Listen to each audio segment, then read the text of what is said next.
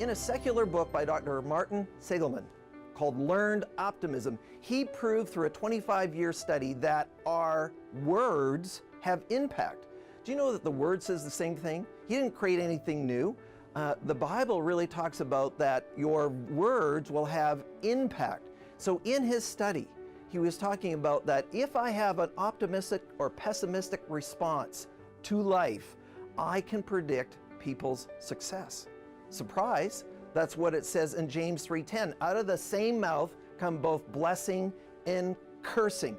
People get what they say. And he said, no, that's not true. He said, yes, it is. It's verified through studies, but the Bible really set the principle up for us. So let's just talk about what is that principle.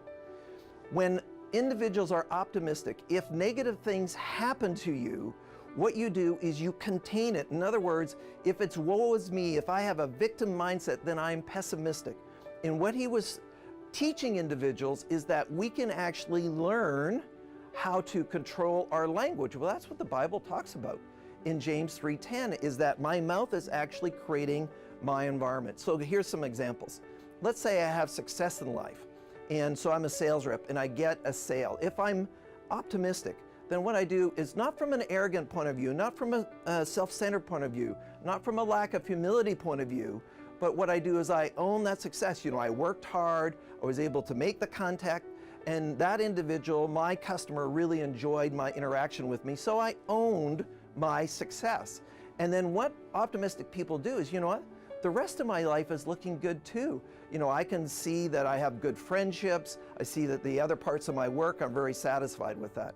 Here's what pessimistic individuals do. He says, you know what? I don't know why that person bought from me. They actually discount their success. You know what? Even though I got this sale, the rest of my life is actually, it's not very good. I don't have any good relationships. Nobody wants to be my friend.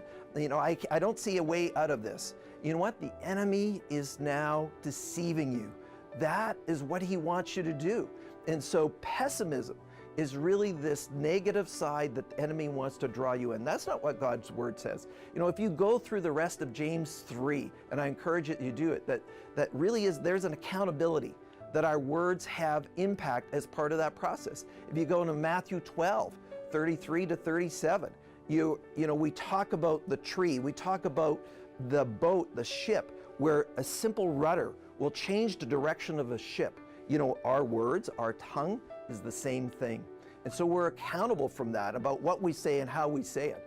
So interesting, you know, a lot of times we discount the fact that we joke about, well, I'm dying to go, or that blew my mind, or that cost me an arm and a leg, or break a leg, or that was unbelievable. You know, these are little nuances that drain our energy. There's all kinds of work that Carolyn Leaf, a Christian neuroscientist, that talks about what we call epigenetics, meaning our mind changes based on our words. And so we are either creating strength in our body, in our soul, and our mind through our words, or we are actually creating illness. And interesting, negative words actually reduce our immunity, reduce our strength. So my encouragement for you today is now to think about, okay, would people say that I'm optimistic, or would they say I'm pessimistic? Do you respond with a positive response, or are you responding with a negative response? And if you're not, then get into the Word. Hold yourself accountable. Maybe even get a partner where you say, you know, what are you really saying, kid? So that you are aware of what your language is saying and doing. Let's be optimistic.